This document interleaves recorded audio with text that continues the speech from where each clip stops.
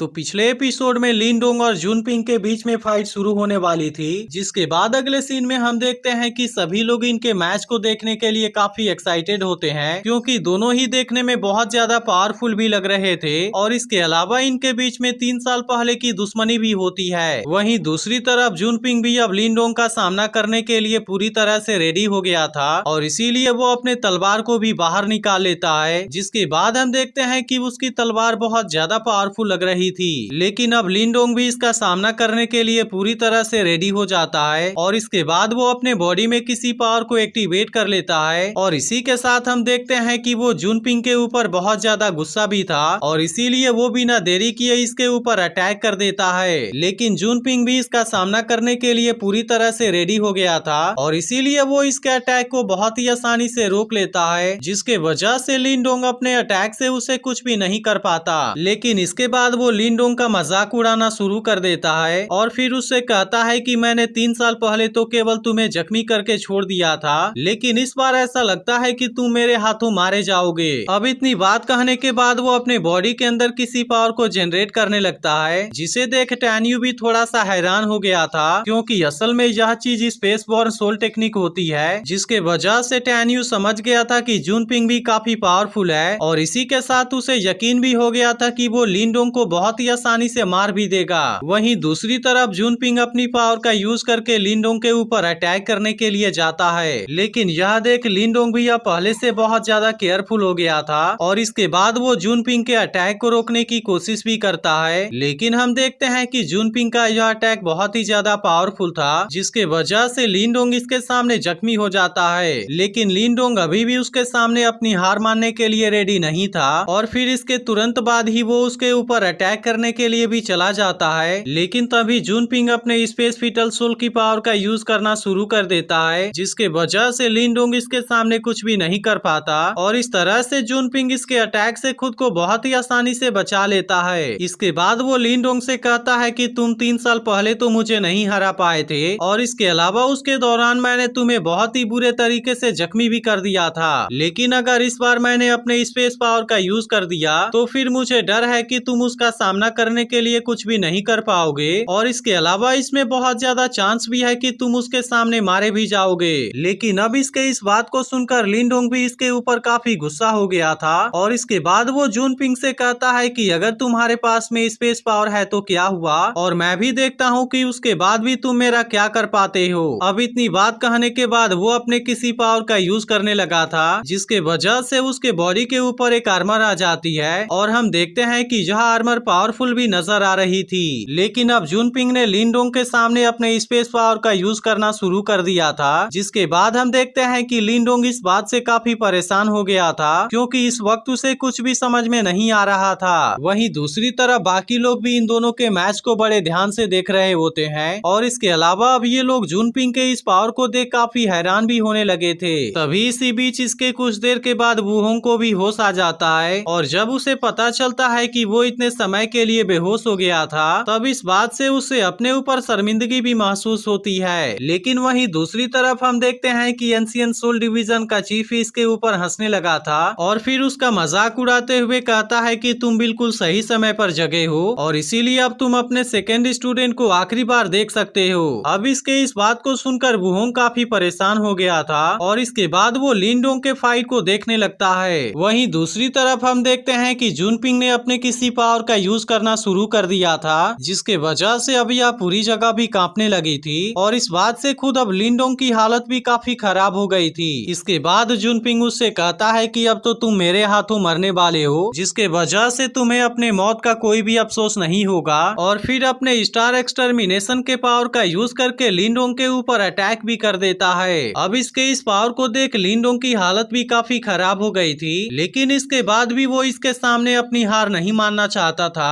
और इसीलिए वो इसके अटैक को रोकने के लिए अपने किसी पावर का यूज कर देता है, जिसके वजह से अब इन दोनों के पावर के बीच में बहुत ही शानदार टक्कर होने लगती है और इसके अलावा अब इसमें से बहुत सारी पावर भी बाहर आने लगी थी। लेकिन इसके बाद हमें पता चलता है कि लिनडोंग का अटैक जुनपिंग के अटैक को नहीं रोक पाया था और इस तरह से जुनपिंग ने इस बार उसे बहुत ही बुरे तरीके से जख्मी कर दिया होता है, जिसके कुछ समय के बाद लिनडोंग की बॉडी भी यहाँ से गायब हो जाती है। यह देख वुहोंग भी अब इस बात बात से काफी दुखी हो गया था, लेकिन अब वो इसके बारे में कुछ भी नहीं कर सकता था। वहीं दूसरी तरफ लिंडोंग का साथी अब जूनपिंग के ऊपर बहुत ज्यादा गुस्सा होने लगा था और इसके बाद वो उससे कहता है कि तुम कोशिश करना कि तुमसे मेरा सामना ना हो, नहीं तो फिर मैं लिंडोंग के मौत का बदला लेने के लिए तुम्हारी बॉडी के टुकड़े टुकड़े कर दूंगा। लेकिन हम देखते हैं कि इस बात से जूनपिंग के ऊपर कोई भी फर्क नहीं पड़ता, जिसके बाद उसका चीफ उसे इस मैच का विनर अनाउंस कर देता है। और अब इस बात से उसके साथ वाले लोग भी काफी खुश होने लगे थे, क्योंकि उसने लिंडोंग को बहुत ही आसानी से हरा दिया था। इसके बाद वो भी तीसरे टेरेस के ऊपर आ जाता है, जहां पर पिछले मैच का विनर भी पहले से खड़ा होता है। वहीं अब अगले मैच में सीनी की बारी थी और इसीलिए उसका चीफ उससे कहता है कि तुम इसमें अच्छे से परफॉर्म करना, क्योंकि मैं अपने नाम को खराब होते हुए नहीं देखना चाहता।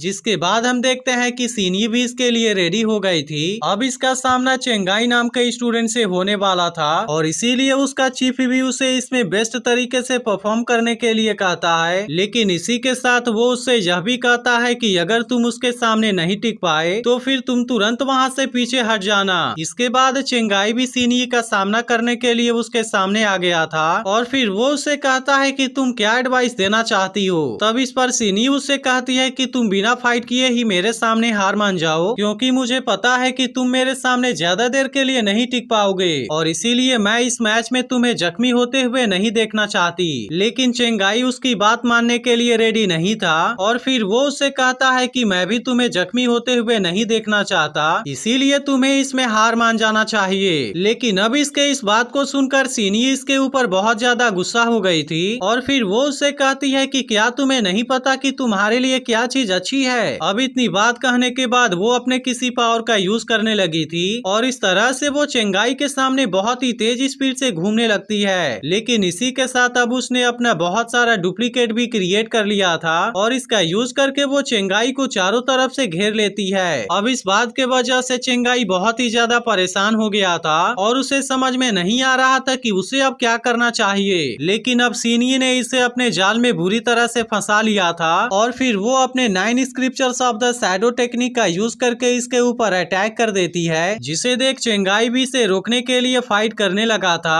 और इसके बाद वो इसका सामना करने के लिए अपने तलवार को भी बाहर निकाल लेता है। लेकिन इसके बाद भी वो इसके सामने कुछ भी नहीं कर पाता और इस तरह से सीनी ने उसे इसमें बुरे तरीके से जख्मी कर दिया था। इसके बाद वो फिर से अपने 9 scriptures of the shadow technique का यूज करके इसके ऊपर अटैक कर देती है। लेकिन इसके बाद भी हम देखते हैं कि चेंगाई इसके सामने अपनी हार नहीं मानना चाहता था और फिर इसके तुरंत बाद ही वो इसका सामना करने भी चला जाता है। लेकिन अब सीनी ने अपने इस पावर का यूज करके उसे बहुत ही बुरे तरीके से जख्मी कर दिया था, जिसके वजह से चेंगाई अब इसका सामना करने के लिए कुछ भी नहीं कर पाता और इस तरह से सीनी ने उसका एक हाथ काट कर अब उसे और भी बुरे तरीके से जख्मी कर दिया था। जिसके बाद चेंगाई सीधे यहाँ से नीचे चला जाता है। अब इसे देखते ही उसे उठाने के लिए उसके कुछ साथी उसके पास में आते हैं और उसे उठाकर अपने साथ में ले जाते हैं। वहीं दूसरी तरफ सीनी के साथी उसके इस पावर को देख काफी खुश हो गए थे और फिर कहने लगते हैं कि सीनी तो चीफ की क्लोज स्टूडेंट है, जिसके वजह से वह सच में अब काफी पावरफुल भी हो गई है। वहीं अब सीनी भी बाकी दोनों विनर के साथ में आकर खड़ी हो जाती है, क्योंकि उसने अपने ओपोनेंट चेंगाई को बहुत ही आसानी से हरा दिया था। जहां पर अब पहला स्टूडेंट उसकी तारीफ करने लगा था और फिर उसकी तारीफ करते हुए कहता है कि मैंने तो उम्मीद नहीं किया था कि तुम इतने कम समय में 9 स्क्रिप्चर्स ऑफ द शैडो को सीख जाओगी। जिसके बाद सीनी भी इस कॉम्प्लीमेंट के लिए उसे थैंक यू कहती है। लेकिन तभी दूसरी तरफ हम देखते हैं कि टैन्यू इस बात से थोड़ा परेशान होने लगा था, क्योंकि सीनी उसे कोई सिंपल स्टूडेंट नजर नहीं आ रही थी और इसीलिए वो मेंगई से कहता है कि अगर कभी बाद में उसे तुम्हारा सामना हो जाए तब उसके दौरान तुम्हें बहुत ज्यादा केयरफुल रहना होगा। जिसके बाद हम देखते हैं कि मेंगई भी इसकी बात मानने के लिए रेडी हो गई थी और इसके बाद एपिसोड यहीं पर एंड हो जाता है। लेकिन अगर आपने इसके पिछले एपिसोड को मिस कर दिया हो तो लेफ्ट वाली वीडियो जरूर देख लेना और अगर एक्सप्लेनेशन अच्छी लगी हो तो वीडियो को लाइक भी जरूर कर देना।